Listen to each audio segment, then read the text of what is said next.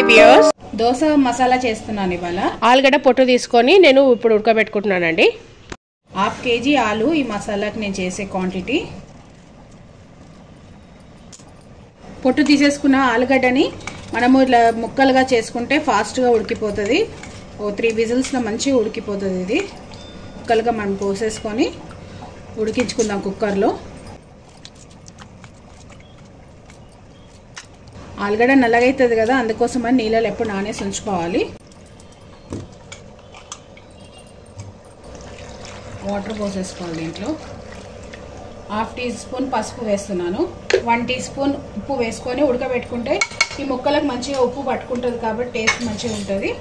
ఇప్పుడు దీంట్లో వాటర్ పోసేసుకొని మూత పెట్టుకొని విజిల్ పెట్టుకోవాలి. ఒక 3 విజిల్స్ వచ్చే వరకు పెట్టుకోవాలి. స్టవ్ పైన మంచిగా కుక్ అయిపోతుంది ఆలు. 3 విజిల్స్ తర్వాత స్టవ్ ఆఫ్ చేసుకొని దీనిలో ఉన్న స్టీమ్ అలానే పెట్టాలి, ఏం తీయద్దు. ఈ స్టీమ్ మనం పోయే వరకే ఈ కుక్కర్ని పక్కకు పెట్టేసుకొని అప్పటి వరకు తాలింపు రెడీ చేసుకోవాలి.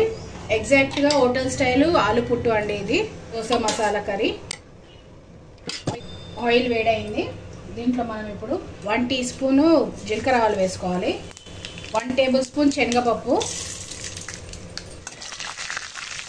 ఈ శనగపప్పు కొంచెం వేగాక పచ్చిమిరపకాయలు హీట్ చేసుకొని వేసుకోవాలి.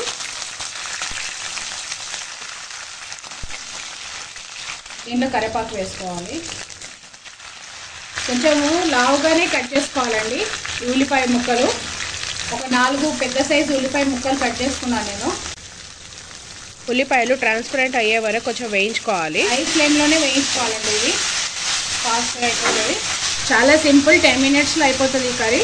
మనము ఆలుగడ్డ ఉడికించి పెట్టుకున్నామంటే 10 నిమిషాల్లో అయిపోతుంది. ఇది తగినంత ఉప్పు వేసుకోండి. ఆల్రెడీ ఆలు ఉడికేటప్పుడు మనం ఆలుగడ్డ ఉడికించుకునేటప్పుడు పసుపు వేసుకున్నాను కదా, అందుకనే 1/2 టీ స్పూన్ పసుపు వేస్తున్నాను నేను. ఇప్పుడు మనం ఇది ఆలుగడ్డ ఉడికించుకున్నాం కదా, ఈ ఆలుగడ్డలు ఇందులో వేసేసుకోవాలి. కొద్దిగా దాని వాటర్ కూడా పోసుకోవాలి దీంట్లోనే. స్పూన్తో స్మాష్ చేస్తూ మనం దీంట్లో కలిపేసుకోవాలి. ఇదంతా మిక్స్ అయిపోవాలి. బాగా ఉడికిపోయింది. దీంట్లో ఉన్న కొద్ది వాటర్ ఎందుకు పోసానంటే అడుగు అంటకుండా ఇది మంచిగా ఉడుకుతుంది. ఇంకా ఆలుగడ్డ ఉల్లిగడ్డ కలిపి ఉడికిపోతుంది. స్మాష్ చేసుకోవడానికి టైం పడుతుంది కాబట్టి అంతవరకు మాడిపోకుండా కొద్దిగా దీంట్లో ఉన్న ఆలుగడ్డ ఉడికించుకున్న వాటర్ మనం పోసేసుకుంటే అడుగంటదు.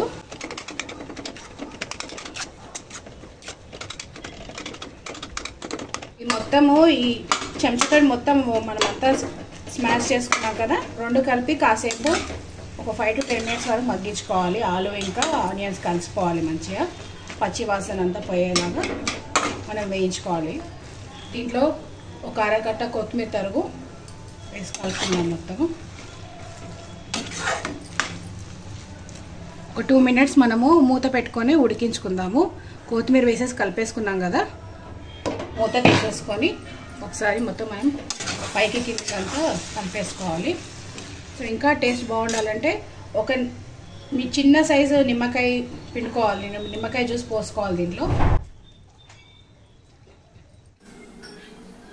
మరి పుల్లగా ఉండదు, లైట్గా ఫ్లేవర్ ఉండాలి నిమ్మకాయది. నేను చిన్న సైజు నిమ్మకాయ కాబట్టి మొత్తం వేసుకున్నాను. అదే పెద్దగా ఉంటే మీరు సగం వేసుకోండి, సరిపోతుంది. దీంట్లో ఉప్పు కారం సరిపోయిందా చూసుకోండి. కొంచెం ఉప్పు తక్కువైతే ఉప్పు వేసేసుకోండి.